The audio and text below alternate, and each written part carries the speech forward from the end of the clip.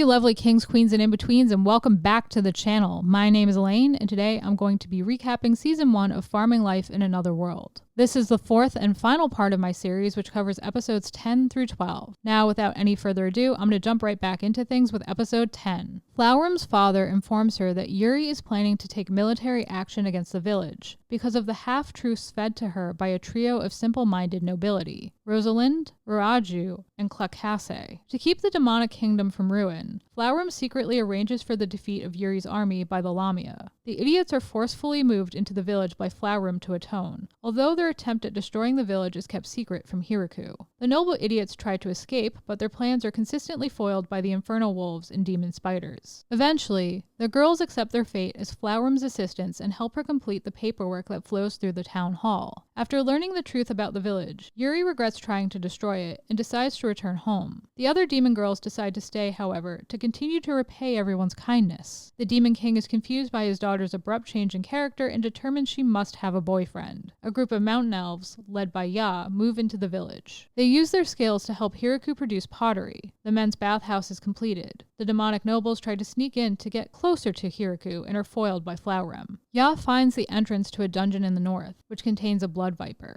The elves want to hunt it down, since its meat is said to increase the chance of one becoming pregnant. When winter arrives, Lou grows ill and is bedridden. Tia and Sina suspect she's pregnant. Episode 11. As Lou's pregnancy progresses, Hiraku continues about his routine ensuring that the village is running smoothly. Eventually, the vampire progenitor, Vargreif, arrives at the village. He's Flora and Lou's 4,000-year-old grandfather. Vargreif was surprised by the news of Lou's pregnancy, since vampires usually continue their bloodlines by forming new blood packs. Vargreif reveals that his trick to a long life is to occasionally erase his memories. He expresses how he was impressed by Hiraku's statue of the creator. Vargreif had met God once before, when he was born. Since he can't have the village's statue, Hiraku carves him a new one. After departing, the progenitor donates the statue to a temple where an old friend of his works, earning the village the protection of the temple network. The progenitor sends the village a beautiful grand piano as a gift for Lou's pregnancy. The silly demonic noble girls are too frightened to try playing it, so they ask Hiraku for a second piano to practice on. A practice piano is procured. Hiraku has regrets since those practicing keep him up at night. Episode 12. The village decides to give up alcohol in solidarity with Lou for the remainder of her pregnancy. They also begin showering her with gifts to help her through the pregnancy and with her newborn. Hiraku grows uneasy during the final stages of Lou's pregnancy when he's kicked out of the house. So he wanders around until his son, Alfred, a half-vampire, is born. Hiraku is excited to be a new father. Hiraku gives 3 reward medals out to everyone for their help creating the village. They're intended to function like money.